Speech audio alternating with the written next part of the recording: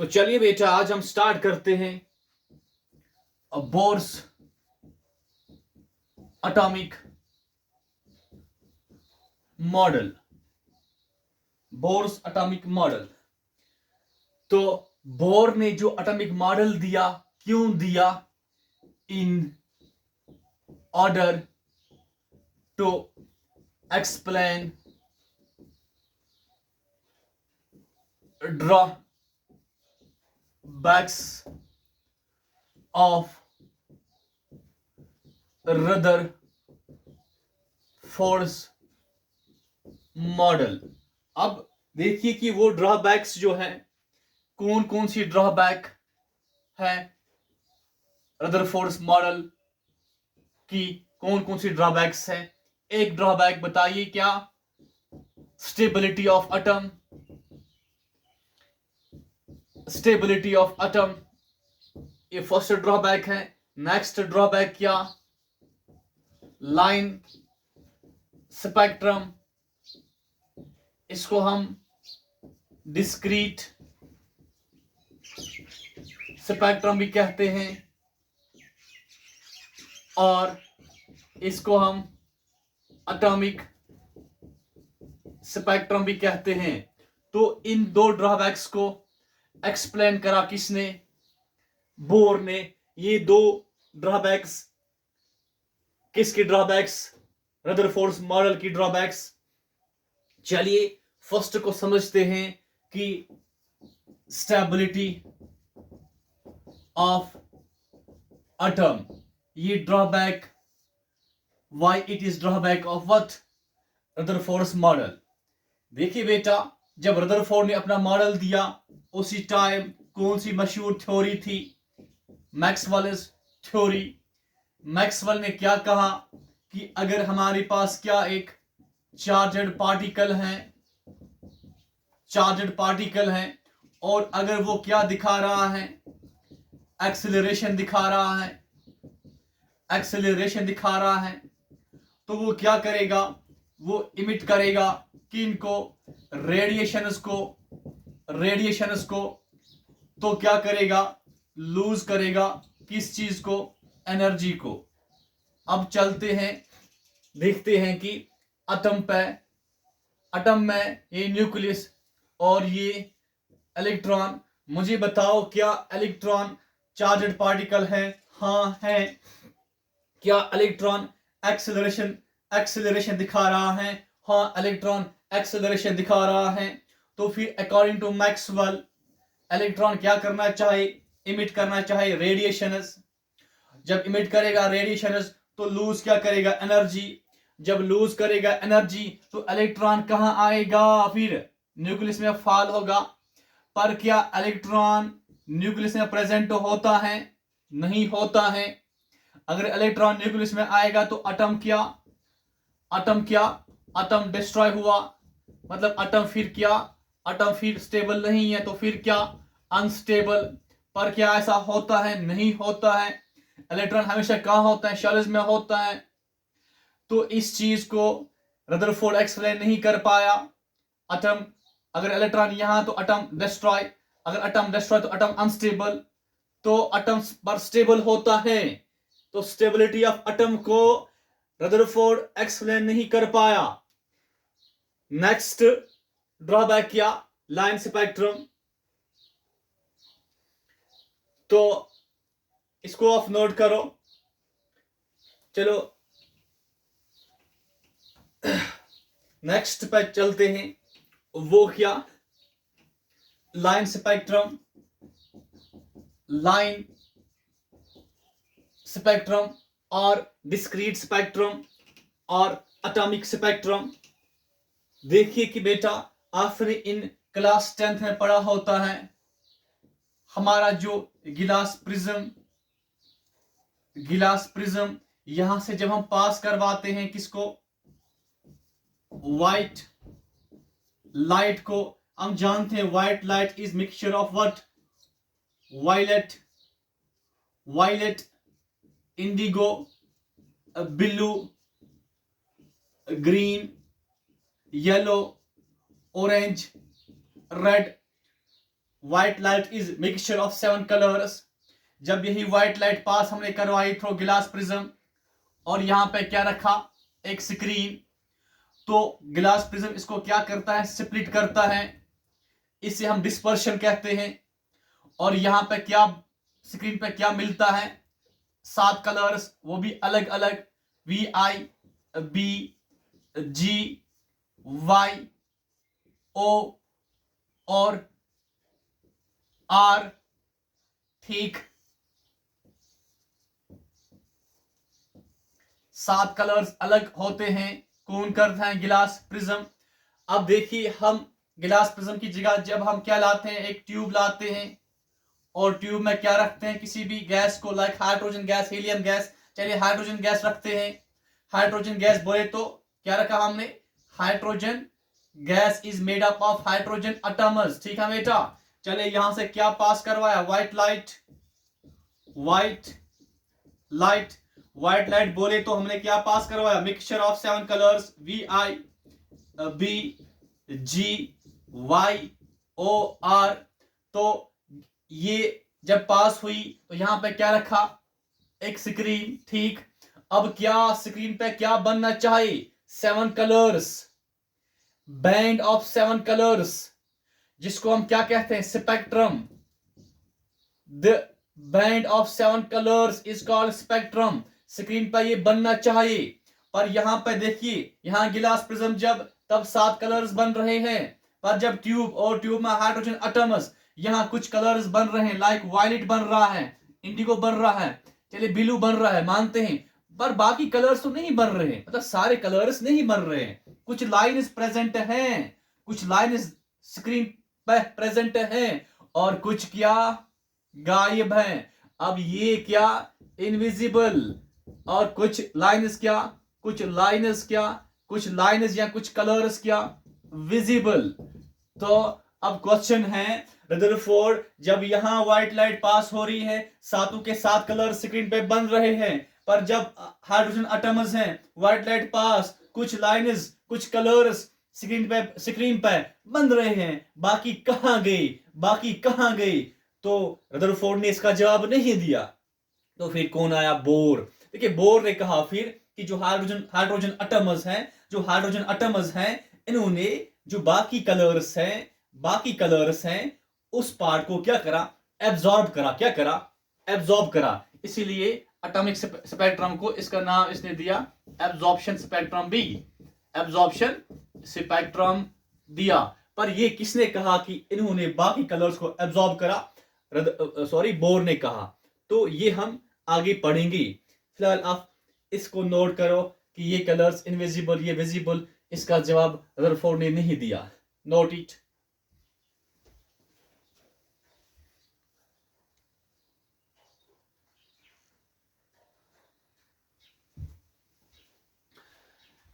No बेटा, अब जो पोस्टुलेट्स दिए, postulates of what, Bohr's model. First postulate जो है, बोर ने कहा कि atom has a positive centre called nucleus. ये पॉइंट रदरफोर्ड ने भी कहा था, but second postulate Bohr's model की वो किया, बोर ने कहा कि इलेक्ट्रॉन, और ये इंपॉर्टेंट है, revolves in fixed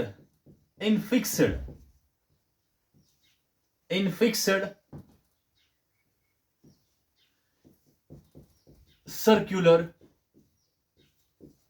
orbits, in fixed circular orbits with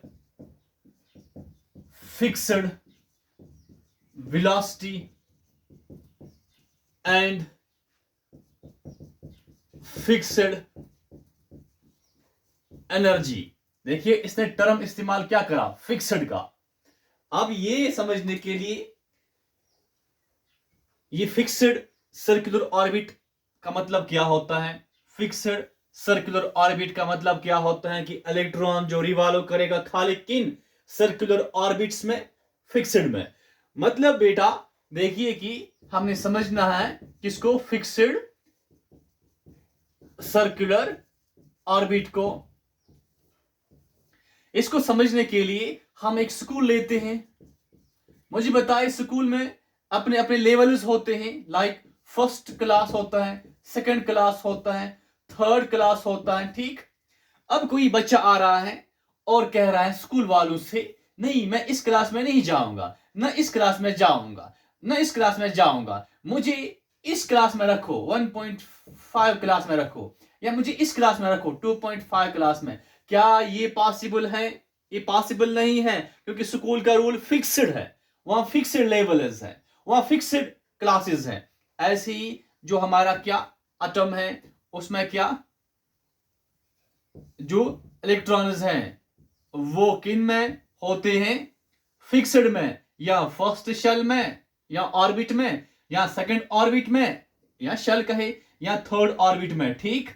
क्या इसका मतलब कि इलेक्ट्रॉन फर्स्ट में होगा, सेकंड में होगा, थर्ड में होगा? इलेक्ट्रॉन यहां पे नहीं हो सकता है, मतलब वन ऑर्बिट फर्स्ट है, सेकंड है, थर्ड है, ऑर्बिट 1.5 नहीं हो सकती है बेटा, ये आपने याद रखना। फिक्स्ड सर्कुलर ऑर्बिट्स है, ये फिक्स्ड आपको समझ में आया। नाउ अब जो बोर ने इसको कैसे समझाया, ये हमने यहां सिंपल मेथड इस्तेमाल किया ताकि हमें फिक्स्ड टर्म समझ आ जाए। बोर ने इसको कैसे समझाया? To decide fixed circular orbits.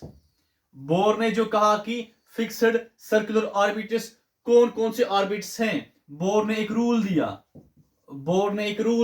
Bohr proposed a rule. उस रूल का नाम क्या दिया, क्या है? उस रूल का नाम है क्वांटाइजेशन कंडीशन। तो फिक्स्ड सर्कुलर ऑर्बिट्स कौन? बोर ने कहा वही जो किस रूल को ओबे करेंगे, जो किस रूल को मानेंगे, क्वांटाइजेशन कंडीशन को मानेंगे। ये आप नीचे नोट करो। To decide fixed circular orbits, Bohr proposed a rule called quantisation condition.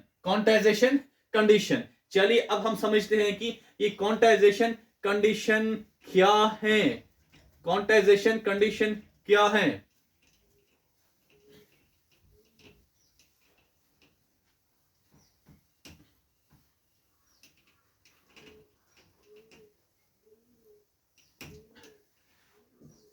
Quantization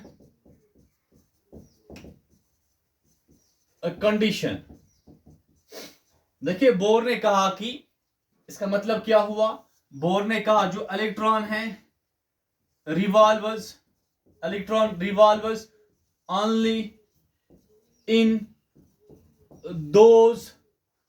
only in those circular orbits for which angular momentum is integral multiple of h/2 पाई कि electron जो है revolve करेगा only in those fixed circular orbits for which what angular momentum is integral multiple of angular momentum is what integral multiple of h/2 पाई। तो बेटा यहां पहले हम समझते हैं कि इस पॉइंट को, इस पोस्टुलेट को समझने से पहले हम समझते हैं कि एंगुलर मोमेंटम क्या है। देखिए यहां पे समझते हैं बेटा, आपने इन क्लास नाइन्थ में पढ़ा होगा m into v means product of what, mass and velocity. mass and velocity. हाँ, m into v means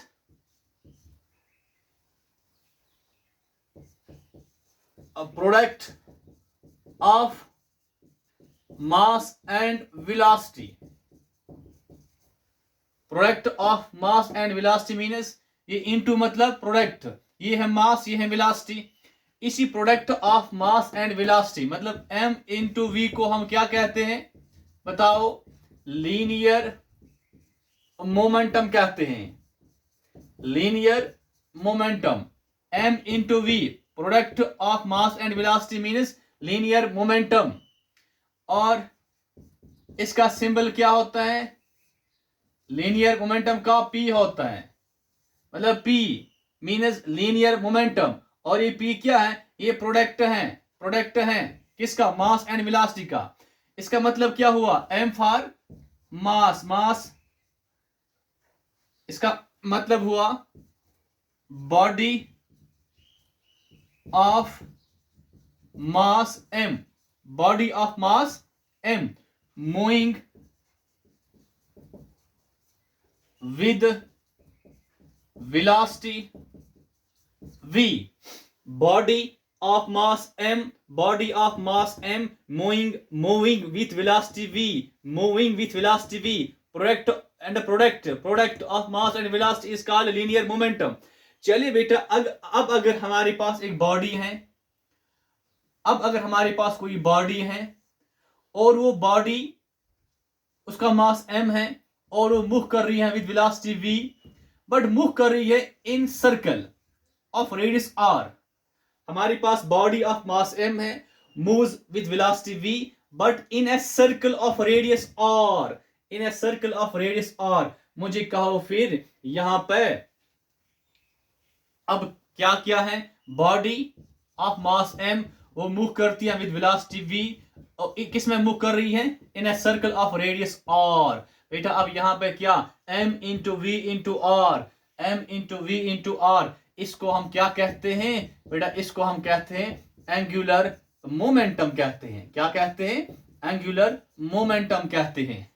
और इसी m into we into R का जो यहाँ पे एंगुलर मोमेंटम, इसका सिंबल जो है L है। तो m into we into r means angular momentum, इसका symbol L is equal to m into we into r. चलिए आप अब इस पे चलते हैं, पोस्टुलेट पे चलते हैं, इसको समझते हैं बोर ने क्या कहा। और आपने याद रखना है कि L means m v r, ठीक। चलिए, इसने कहा कि electron revolves only in those circular orbits for which यहां पे आप साथ में लिखिए, for which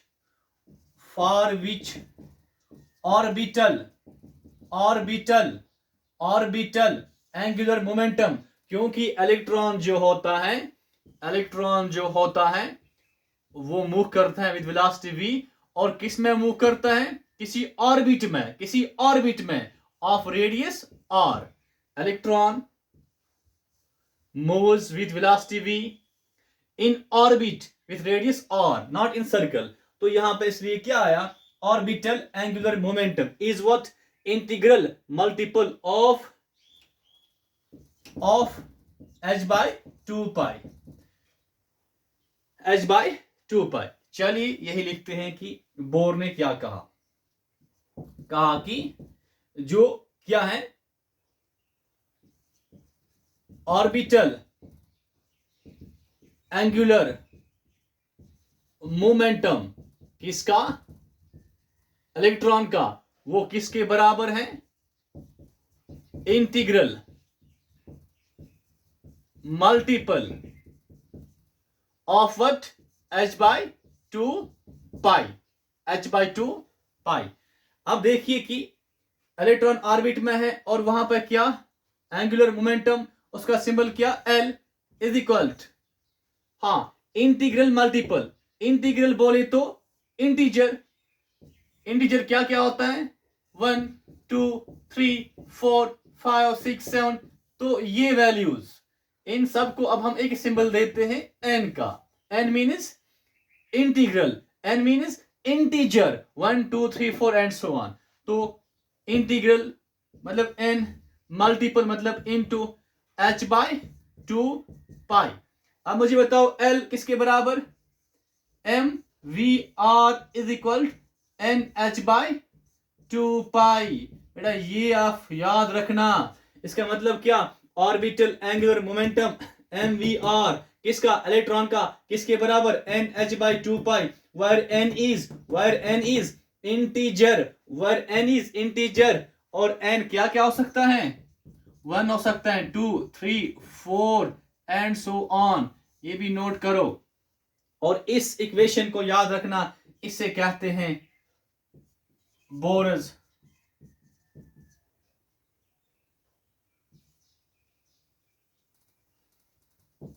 bourse quantization condition. मतलब एंगुलर मोमेंटम जिसका किसके बराबर हो? एन एच बाई 2 पाई, उसी ऑर्बिट में इलेक्ट्रॉन रिवॉल्व करेगा। इसको आप नोट करो।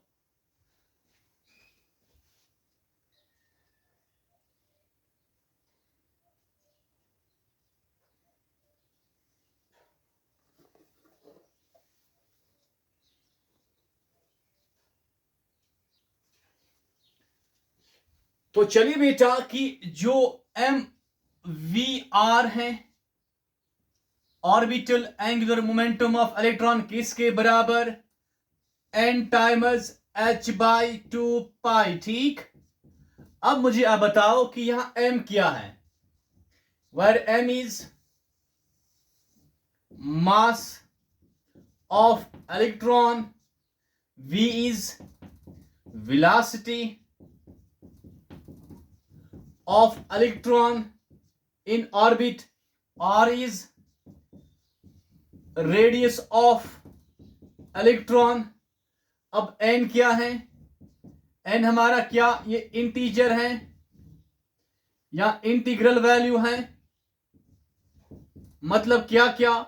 1 2 3 4।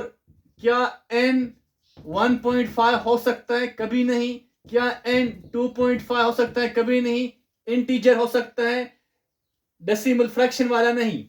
चलिए बेटा, अब ये 2 पाई क्या है? ये 2 पाई भी क्या हमारे कांस्टेंट है, 2 और पाई आपको पता है। अब ये h क्या है? h क्या बेटा? ये h जो है ये से हम कहते हैं प्लैंक्स कांस्टेंट।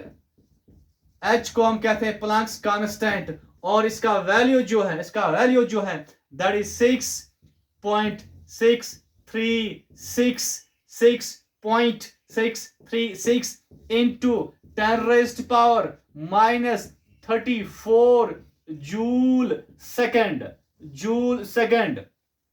h हमारा जो यहां पे है इट्स कॉल्ड प्लैंक्स कांस्टेंट, और इसका वैल्यू जो है that is 6.636 into 10 raised to power minus 34 joule second. चलो आप इन पॉइंट्स को नोट करो।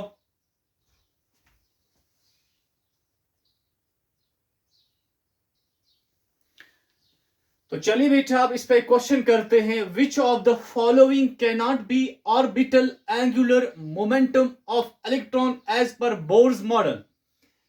यहां 4 वैल्यूज दिए गए हैं, हमें देखना है कि कौन सा वैल्यू ठीक कौन सा गलत। देखिए बेटा कि जो L है orbital angular momentum of what? Of electron as per Bohr's model किसके बराबर? n h by 2 pi. Where n can be बेटा, n क्या हो सकता है? 1 h बाई 2 पाई, या n क्या हो सकता है? 2 h बाई 2 पाई, या बेटा क्या हो सकता है n हमारा? 3 h बाई 2 पाई, या क्या हो सकता है?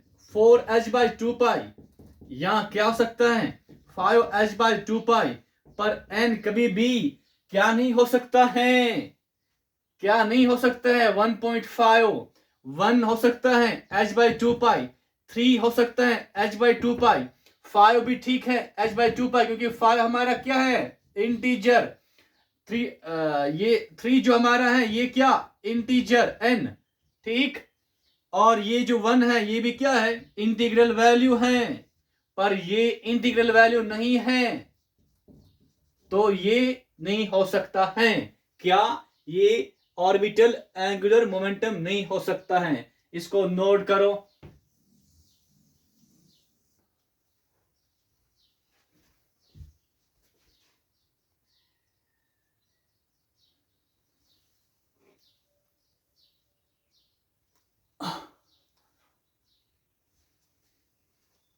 Now beta, third postulate is while revolving the electrostatic force provides centripetal force।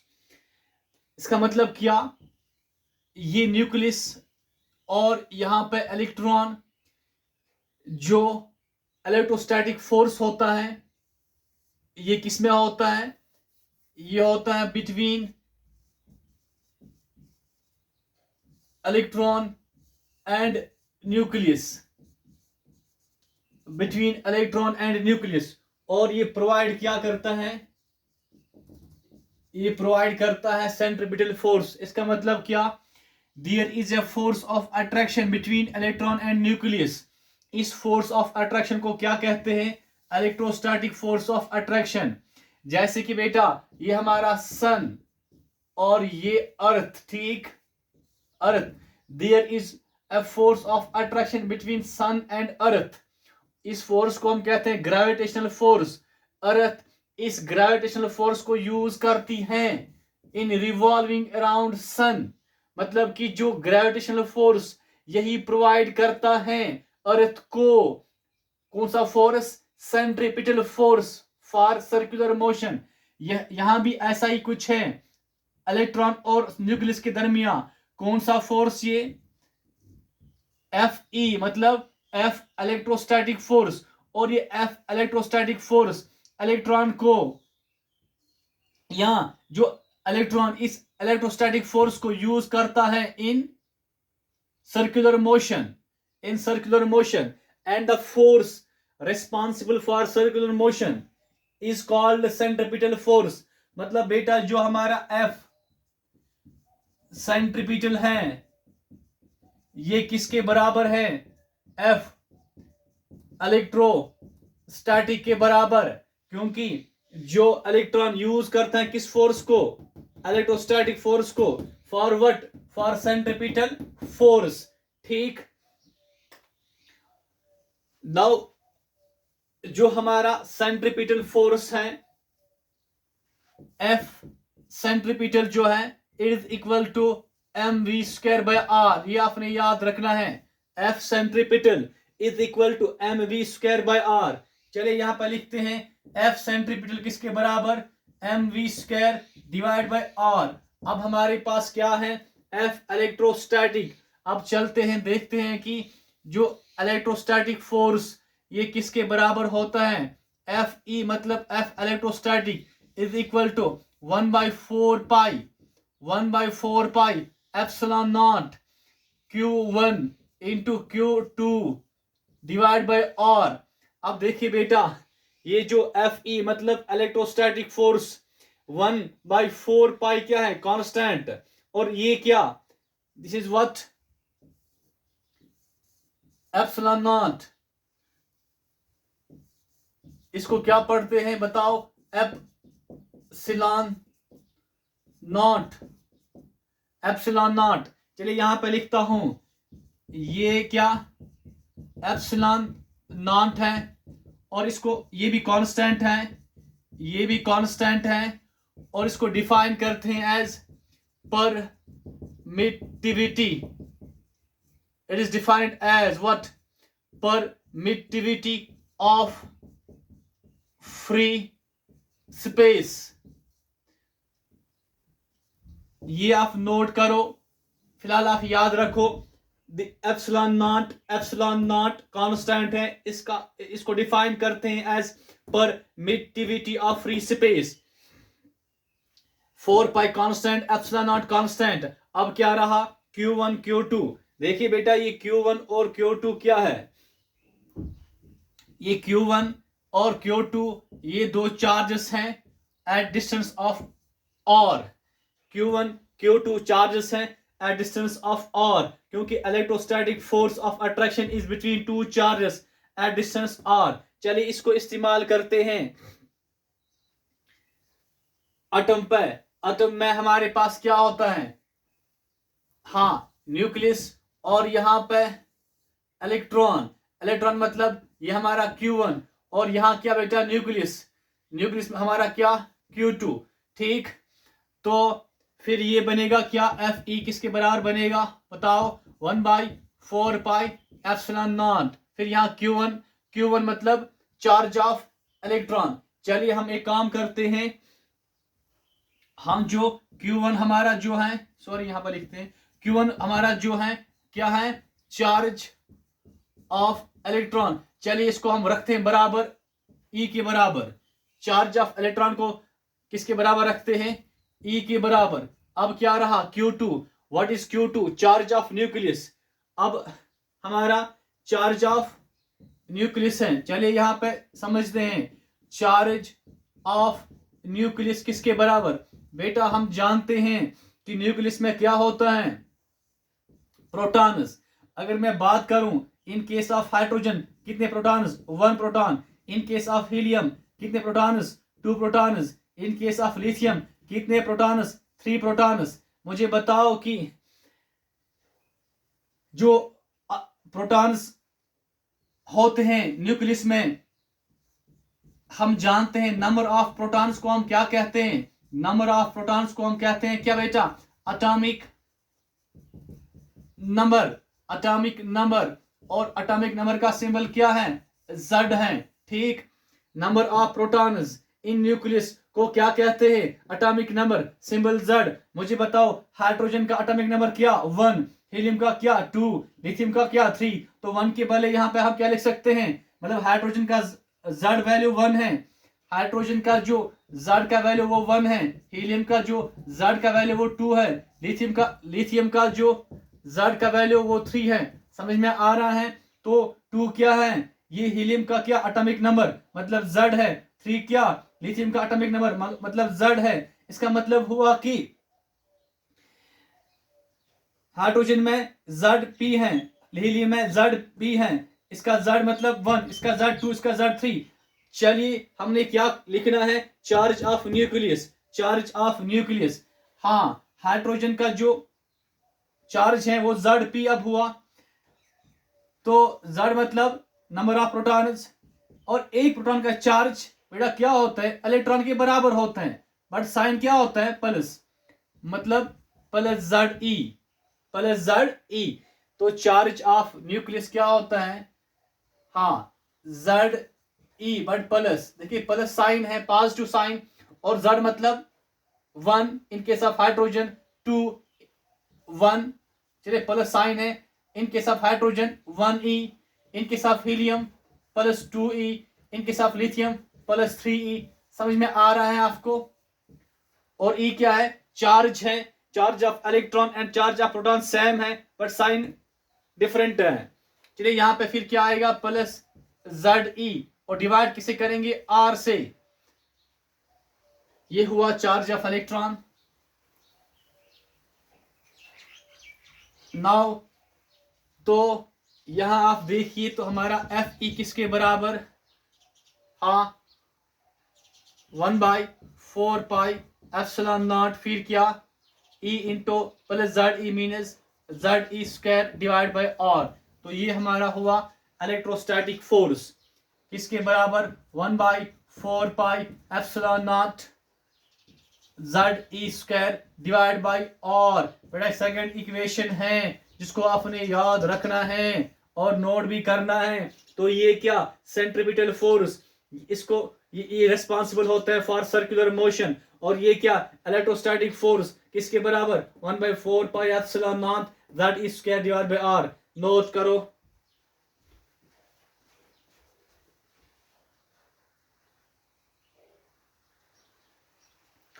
Now बेटा नेक्स्ट पोस्टुलेट, और next postulate is postulate number 4। पर आपने ये इक्वेशंस को साथ साथ याद भी करना है। फर्स्ट इक्वेशन जो हमने, हाँ, that is mvr equals to nh/2π, इनको याद रखा करो। M V R equals to N H by 2 pi important है। सेकेंड क्या, M V square by R, M V square by R equals to 1/4 pi epsilon naught. हाँ यहाँ पे क्या, Z E square divide by R, this second one. Now fourth postulate is, इसने कहा, किसने, Bohr ने, while revolving in a fixed orbit or shell, an electron neither gains energy nor loses energy, neither gains energy nor loses energy, that is, इसने क्या कहा, energy of orbit or shell is fixed and therefore termed orbits or shells as stationary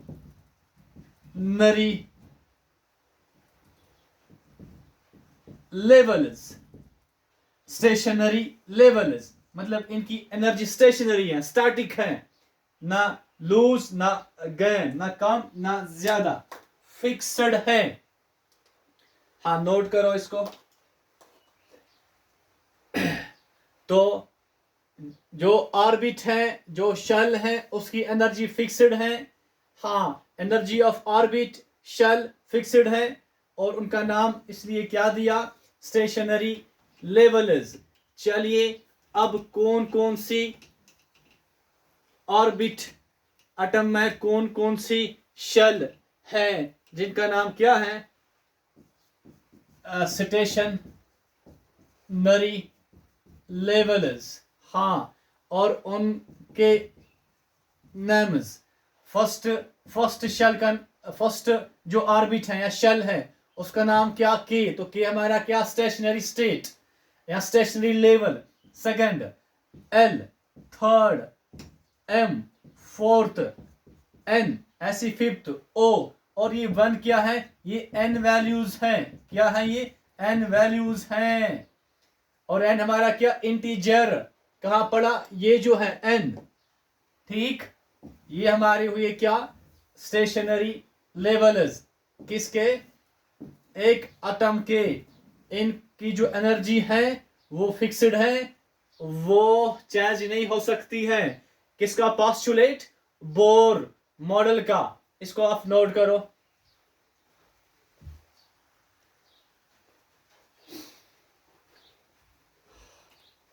note किया। चलिए बेटा, जो हमारा अब इसके बाद जो इंपॉर्टेंट पार्ट है बोर्स मॉडल का, बोर्स मॉडल का इंपॉर्टेंट पार्ट जो है बोर्स मॉडल, वो क्या बेटा, वो है बोर्स पैरामीटर्स। बोर्स पैरामीटर्स मतलब बेटा ये बहुत इंपॉर्टेंट है, चाहे नीट हो चाहे JEE हो। मतलब बोर्स पैरामीटर्स में हमने क्या क्या पढ़ना है, एक बेटा radius of orbit in which electron revolvers, second किया वेलोसिटी ऑफ इलेक्ट्रॉन या velocity of orbit in which electron revolvers.